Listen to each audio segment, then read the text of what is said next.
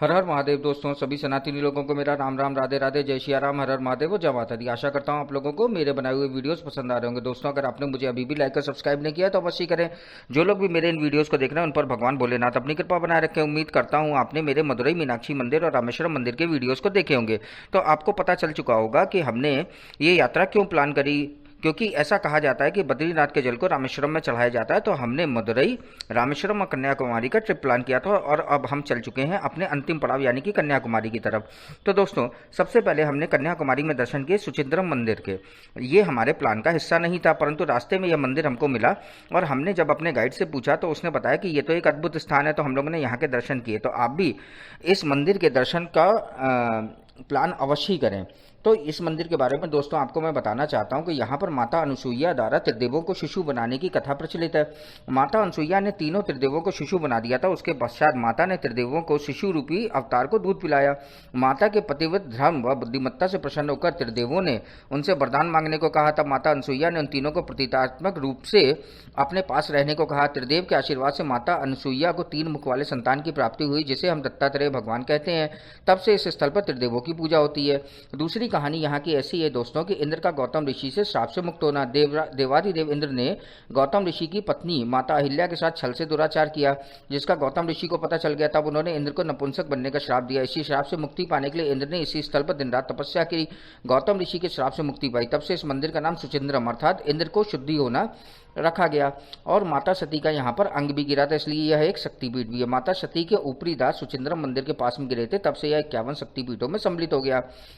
दोस्तों यहाँ पर एक त्रिलिंगम है। यह लिंगम केवल शिव को ही नहीं अपितु भगवान ब्रह्मा व विष्णु को भी समर्पित है, इसलिए इसे त्रिलिंगम कहा जाता है। यहीं पर भगवान शिव जी का महासदाशिवम रूप भी है, जो कि एक भगवान शिव की अति प्राचीन मूर्ति है, जिसमें 25 मुख, 75 आंखें व 50 हाथ हैं। भगवान शिव के ऐसे रूप को महासदाशिवम नाम दिया गया है। यहाँ पर भगवान हनुमान जी की भी मूर्ति है, जो कि लगभग 22 फीट ऊंची है। इसे ग्रेनाइट पत्थर को काटकर बनाया गया है और भारत की सबसे ऊंची मूर्तियों में से यह एक है। साथ ही इस मंदिर की मुख्य पहचान है। एक मान्यता के अनुसार भगवान हनुमान ने माता सीता को अशोक वाटिका में इसी रूप में दर्शन दिए थे। इसका रेखांकन इस मंदिर में मूर्ति के रूप में किया जाता है। और सबसे लास्ट में यहाँ पर आपको देखने लायक चीज है नंदी की प्रतिमा। भगवान शिव के वहां नंदी की भी यहाँ पे विशाल मूर्ति है। इसकी ऊंचाई 13 फीट व लंबाई 21 फीट है। यह भी नंदी की मूर्तियों में भारतवर्ष में विशालतम मूर्तियों में से एक है। यहाँ पर एक 2000 साल पुराना वृक्ष भी है, जिसका तना अंदर से खोखला है। इसको कोनयाडी वृक्ष के नाम से जाना जाता है। तो दोस्तों आप भी इस मंदिर को, इस अद्भुत तीर्थ को अपने प्लान में अवश्य शामिल करें। तो अब हम चल पड़े हैं कन्याकुमारी मंदिर के दर्शन करने के लिए। तो आइए बताते हैं कि 51 शक्तिपीठों में से कन्याकुमारी भी एक है। माना यह जाता है कि यहाँ पर देवी सती की रीढ़ की हड्डी गिरी थी। देवी कन्याकुमारी की मूर्ति की स्थापना भगवान परशुराम ने करी थी। समुद्र के किनारे जहाँ पर मंदिर स्थित है उस नगर को कन्याकुमारी कहते हैं। इस भाग की लुभावनी खासियत तीनों समुद्रों का संगम है। पूर्व में बंगाल की खाड़ी, दक्षिण में हिंद सागर और पश्चिम की ओर अरब सागर है। इस संगम को तीर्थ स्थान की संज्ञा देती है। संगम के स्थान पर पानी का प्रवाह बहुत ही तेज है। चट्टानों से टकराती लहरें और पानी का उफान मन में श्रद्धा युक्त भय पैदा करता है और इंसान नतमस्तक हो जाता है। धार्मिक दृष्टि से माता का मंदिर विवेकानंद स्मारक तीर्थ स्थल है और तिरुवल्लूर की प्रतिमा तमिल साहित्य के महान संत कवि की याद दिलाती है।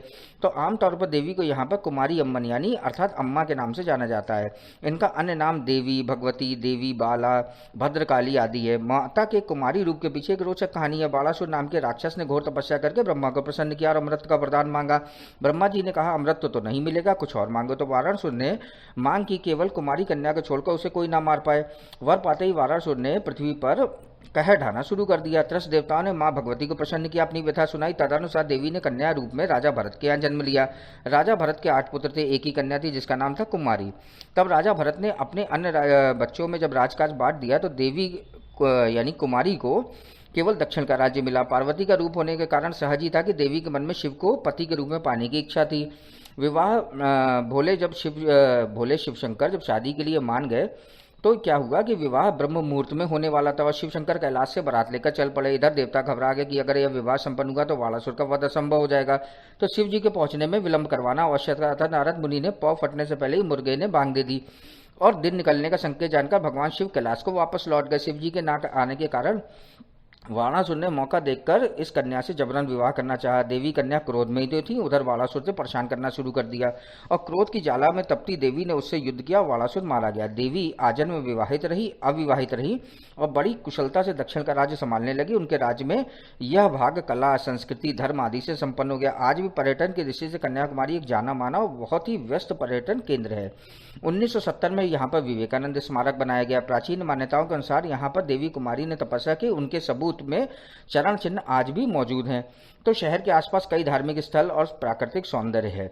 तो दोस्तों, सुचिंद्रम मंदिर, थोलावलाई मंदिर, वटाकोट्टई का किला, पद्मनाभपुरम का महल और यहाँ पे कुछ झरने भी हैं और सुब्रमण्यम स्वामी का मंदिर भी है, जो कि आपको अवश्य ही देखना चाहिए। तो दोस्तों, कन्याकुमारी तीर्थ यात्रा करने की जानकारी आपको कैसी लगी? तो मुझे लाइक और सब्सक्राइब करना ना भूलें और फिर मिलेंगे एक नए मंदिर, एक नए तीर्थ के साथ। तब तक के लिए सभी को राम राम, जय गंगा मैया, हर हर महादेव।